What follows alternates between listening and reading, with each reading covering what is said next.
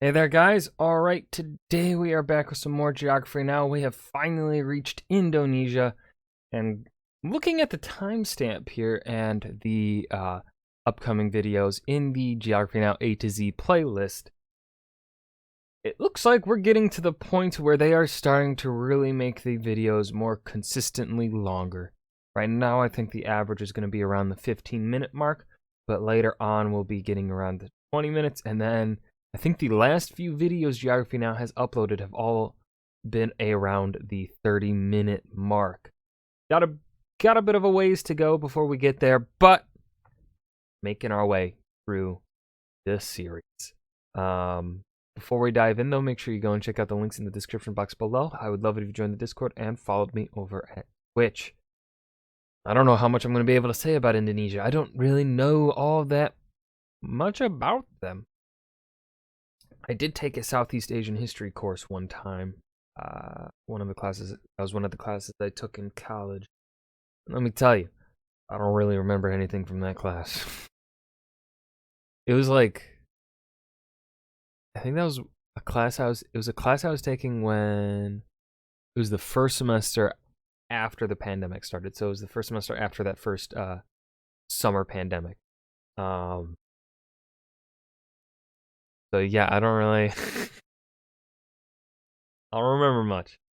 But besides the point, let's go ahead and just dive right in and learn. Hey everybody, so if you don't know anything about Indonesia, basically all you have to know is that What's the pun gonna be? it's kind of like the Hawaii of the Muslim world, but it's like huge. It's like the biggest state, and with orangutans. And that's it, just no punchline. Let's just go to the intro song. I don't trust you, Barbie. You always have a punchline.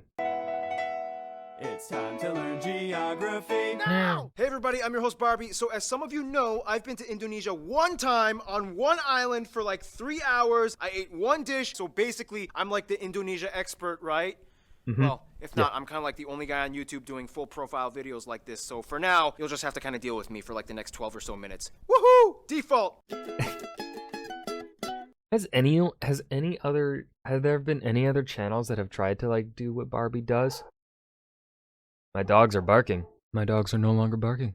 Anyways, as I was saying, I wonder if there's been anyone that's been doing or has tried to do what Barbie does. I feel like they don't succeed as well, because Barbie really like established himself as the first one, and then progressively he improved on quality. So like I feel like can't really do what Barbie does and get success because Barbie already does it the best. Words. Alright, so again, if you don't know anything about Indonesia, it's basically like if the Middle East and South Asia had an incredibly colorful, loud, somewhat explosive set of babies. Like thousands of them. Okay, that doesn't really help. First of all, Indonesia is the world's largest archipelago nation, located right where the Indian Ocean meets the Pacific Ocean, on the incredibly clustered set of islands, making 6 countries known commonly as Nusantara, or the Malay Archipelago. Indonesian Archipelago. Sure, whatever makes you happy. Indonesia actually has land borders with 3 of these countries, East Timor, Papua New Guinea, and Malaysia, on the biggest island, Borneo, or Kalimantan, which is one of the world's only 2 triple split nation islands, the other one being Cyprus. Although technically, if you include the UN buffer zone, it's kind of like 4 entities, but the UN isn't a country, whatever, just watch the Cyprus episode. The country is divided into 34 provinces, 5 of which have special administrative statuses, with the capital and most populous city, Jakarta, located on Java, the world's most populous island with nearly half of the entire population of Indonesia in it. Damn. Largest cities after Jakarta are Surabaya and Bandung, both located on Java Island, and Medan, located on Sumatra. Jakarta Soekarno-Hatta International, Bali's Ngurah Rai International in Despansar, and Surabaya's Juanda International. Now here's where things get a little speculative. Today, there are still arguments claimed as to exactly how many islands Indonesia has. The National Coordinating Agency for Surveying and Mapping says Indonesia has about 13,500. The National Institute of Aeronautics and Space Agency says that it has about 18,000. A 5,000 difference, that's a lot. 1,300, whereas the Indonesian government claims about 17,500. But wherever the point is, there's a lot of them. Over 8,800 have names, and over 900 of them are permanently inhabited. You would think they are the country with the most islands, but surprisingly, Finland and Canada beat them. But But Sweden had the most. A lot of their islands are kind of like boop-a-doop, little islands in the lakes, so does it really count? I guess. Now let's talk about the 5 special administrative provinces. They are Aceh, Yogyakarta, West Papua, and the capital Jakarta. Now, no surprise, the capital Jakarta acts as its own political entity. Lots of countries do that. But what about the others? First, Aceh. Aceh is kind of like the black sheep of Indonesia. It's the only province in which Sharia law is fully implemented. Also, they kind of have like a ton of oil, so yeah, they've kind of asserted a very independent ideology that sets them apart as autonomous from the rest of Indonesia. Then you have Yogyakarta, which is the only region that is still governed by a pre-colonial monarchy, the Sultan of Yogyakarta, who acts as a hereditary governor. Otherwise, we get the 2 Papuas, which collectively used to be the province called Irian Jaya, but then in 2003 they got split into 2. Basically, this is the place that has the least in common with the rest of Indonesia. It has a culture and background closer to their cousins across the border in Papua New Guinea. So then why is this part of Indonesia? Well, long story short, Indonesia was basically like, well, now that we have our full sovereignty, we get everything that the Dutch colonized. But the people of Papua were not too happy, so then Indonesia was like, all right, we'll give you a vote to stay or leave. However, we would strongly implore you to make the right decision. So they voted to stay in. A lot of people complained. There's still some current opposition, and to this day, the area has a relatively high level of autonomy, and the government kind of just leaves them alone, except for when it comes to mining for resources. Oh, and the South Maluku area also kind of has like an independence dispute thing kind of going on, but the major opponents to the Indonesian government are primarily based in the Netherlands. Then you have the strange Riau Islands, which look like they should belong to Malaysia, but they don't, even though they have a strong Malay-derived culture. Then you have the Ambalat Sea Block, which has a ton of oil that both they and Malaysia argue over. So that essentially covers most of the administrative division. So a lot of geography split is things going on here is arguments with Malaysia. Sounds about right. Of Indonesia. Some of the most notable spots of interest in Indonesia might include the National Monument and Museum, Royal Keraton Yogyakarta Palace, Ratu Boko, the Magelang and Chicken-shaped churches, Borobudur, disputed to be the largest Buddhist temple in the world, Maimun Palace, the Taman Sari Underground Mosque, the Equator Monument, the Pura Ulun Danu Bratan Lake Temples. Yeah, try to say that 5 times fast. Pura Ulun Danu the Batan Lake. The Millennium Bridge, the Sacred Monkey Temple, the Hellmouth or Elephant Cave, the 7-story pagoda of Cebu, the Smoked Mummy Villages of Aikim and Jiwika in Papua. Or if you're lazy, you can just go to the Taman Mini Indonesia Indah Park, which kind of has like a bunch of replicas of all the famed sites in Indonesia. Oh, and keep in mind, there's Dutch colonial style buildings all over, too many ancient temples and pagodas to list. And no matter how many buildings and landmarks are built, they will never compare to what Mother Nature has done. Which brings us to... Indonesia's land is like that one ex we all had back in our 20s that we trusted a stupid friend to hook us up with. Super attractive, but almost killed you a few times. Indonesia...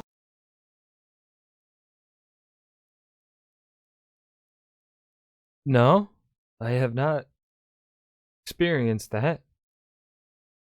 Barbie, are you good, my guy? Lies on what is labeled as the prehistoric continental shelf known as Sundaland, which during the Ice Age times pretty much connected all of the islands together before the Wallace Line until the ice melted and filled in the gaps. Now this is where things get incredibly messed up. Not only is Indonesia right in the worst part of the Ring of Fire, but the country is basically smashed between 3 converging major continental plates. The Eurasian, the Pacific, and the Australian plates, with dozens of minor plates and rifts like the Sunda, Timor, Banda, Molucca, and so on. This in return gives Indonesia over 400 volcanoes, disputably more than any in the world, with over 150 active ones, making it the most volcanically active country in the world as well. This means on a daily basis, Indonesia experiences on average about 4 earthquakes a day, ranging anywhere between the small, timid 3 to a noticeable 6 on the Richter scale. And you never know where or when they will happen.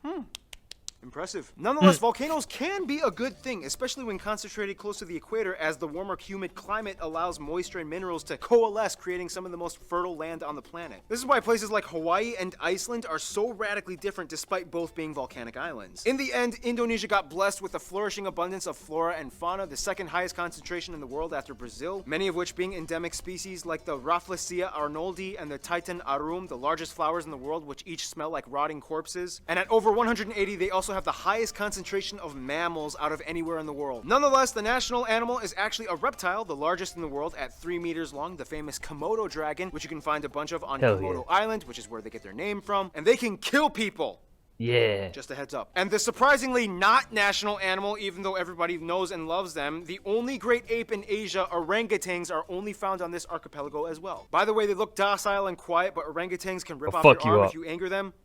so don't. Otherwise, the largest mountain, Puncak Jaya, is located in the east in Papua. The longest river, the Kapuas, flows on Kalimantan, or Borneo Island, starting in the east, emptying into the South China Sea. The largest lake, as well as the largest volcanic lake in the world, Lake Toba, can be found on Sumatra. This is also the site of the largest speculated volcanic explosive eruption on Earth that essentially created a worldwide volcanic winter. The eruption was so big that you can literally observe ashes from the explosion that went as far as Malawi in East Africa. Remember guys, Mother Nature is beautiful, but if she wants, she can kill you. Close to Puncak Jaya is Grasberg, the largest gold and copper mine in the world. And on Mount Ijen on Java, which spews out blue lava, all over you can find intrepid sulfur miners that literally go into the base of the volcanic craters, risking health just to get raw sulfur ores. Otherwise, you have other anomalies like the Sidoarjo mud volcanoes, the three-colored lake Kelimutu in Flores, and the Kakaban Island jellyfish lake. Too many strange places. To this day, Indonesia is the #1 producer of palm oil, cloves, cinnamon, nutmeg, coconut, and vanilla. Some national dishes might include things like rendang, satay, or satay, gado-gado, lontong, ketupat, papeda, ikan bakar, pempek, tumpeng, lemang, and the national dish nasi goreng, which basically just means fried rice, which has no exact recipe. You can mix it up and kind of do whatever you want to it. Oh, and keep in mind, Malaysia might argue that some of these dishes belong to them, but that's a whole other story tied in with history and culture.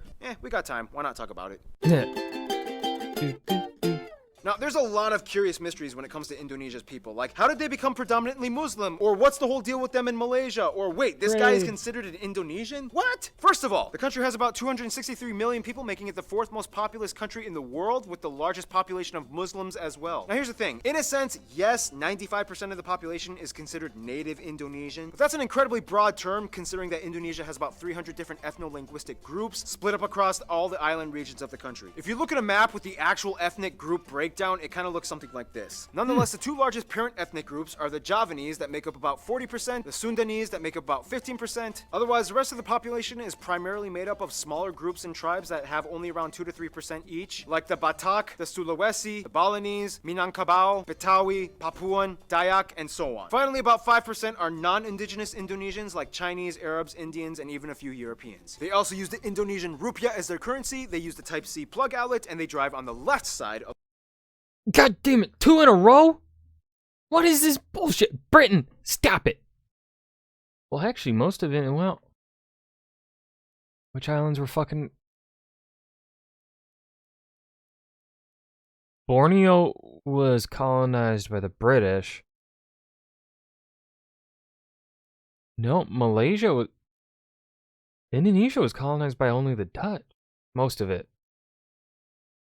And then, like, Malaysia was the British side. Why do they drive on the wrong side of the road? The Dutch, what the fuck? Of the road. And here's where things get a little confusing. Culture and language. The one thing that kind of unites all Indonesians is that they share the national language Bahasa Indonesia, which means the Indonesian language. However, Bahasa Indonesia is actually kind of like a lingua franca to many of the people, as Indonesia is the world's largest trilingual country. In addition to Bahasa Indonesia, most people speak their own mother tongue as well as English. Yep, English. They caught on quick when they realized it was the money language. The funny thing is, even though the Javanese make up the largest people group, the Javanese language is not an official language. Technically, it could have been, but then that would have favored one people group over all the others, which would have caused tension, so they kind of had to choose like a neutral default. Plus, Javanese is like really hard to learn, and the original writing system, although very beautiful, is incredibly difficult to write. Nonetheless, at nearly 100 million speakers, this makes Javanese the largest non-official minority language in the world. And that's why the Bahasa Indonesia language is so strange. It's not even technically indigenous to Indonesia, but more Malay-derived. To this day, people who speak Bahasa Indonesia can understand somewhere around 60 to 70% of what their neighbors are saying in Malaysia. The biggest difference, though, would be the loan words, as Indonesia took quite a bit of influence from the Dutch back in colonial times. For example, kantor versus kantor, doctor versus dokter, mantel, mantel, oma, opa, wortel, wortel. Speaking of the Dutch, quick history lesson. Hindu kingdoms, Buddhist kingdoms, Islamic kingdoms. The Portuguese come in quickly, but then the Dutch flock in. Japan comes in for a couple of years and decimates a huge chunk of the population. Independence, Republic, the Suharto years. Controversial incidents and fights with ethnic Chinese, Timorese, and Papuan peoples. Suharto falls, Reformation period begins, and here we are today. In Indonesia, all citizens Pretty good. are required to register under one of 6 recognized religion categories: Islam, Protestant, Catholic, Hindu, Buddhist, and Confucianism. If you don't identify with either, then Sorry. Prior to Islam entering around the 13th century, Indonesia was actually primarily Hindu and Buddhist. It's disputed on how exactly Indonesia became prevalently Muslim. Some people will say that it's because of the Arab traders that came by in the early first millennium. Others will say that maybe it had to do with the Malacca Sultanate conquest that fought against the Hindu and Buddhist kingdoms. And the truth is, both might be right. Inevitably, Bali became like the last. Ultimately, both will be right because that's kind of how things play out. One event or one cause is never enough to really, like, Arab traders on their own would not be enough to make this entire country, this many islands, as Muslim as they are. And then the Malacca Sultanate also would not be able to make it on their own. There needs to be also a positive feeling towards the religion and not just through conquest. Conquest certainly helps turn some people, right? But they need to be able to, one thing that'll keep the religion popular, and not like, say, when the Malacca Sultanate fell, Indonesia would not revert back to primarily Buddhist or Hindu or whatever they primarily were before Arabs came in. Now, I am of the belief that it was the efforts of both the Arab traders, because obviously money speaks, and also we see how trade with the Arabic world also does really effectively convert people to Islam. We see that in sub-Saharan West Africa, the Mali Empire, stuff like that, because of the Trans-Saharan trade network. So, and those places were never conquered by the Arabic caliphates. So, yeah, I think trade, big one, but because they're so disconnected from the Arabic world, I don't think the Arab traders had as much of an impact on converting Indonesia as the Arab traders had in sub-Saharan West Africa. I think it's because of the Malacca Sultanate and the Arab traders in tandem that helped push Indonesia to Islam.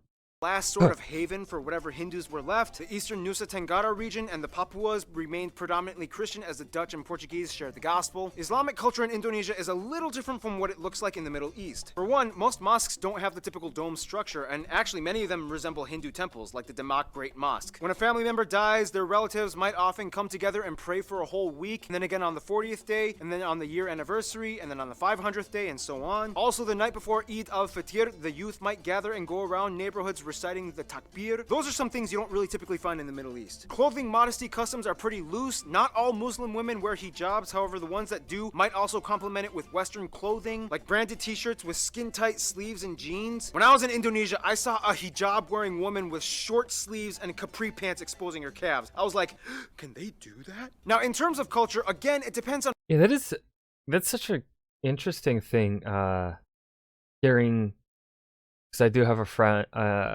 I do know someone that lives in India and is Islam, and she wears a hijab. It's so interesting to hear different people's kind of perspective on that clothing. Like what we see here with Indonesia is they still wear, a lot of them will still wear the hijab, but they'll wear Western clothing beneath, as Barbie just said. And it's just so interesting how the view of the hijab has what that's built, what that's become for different people.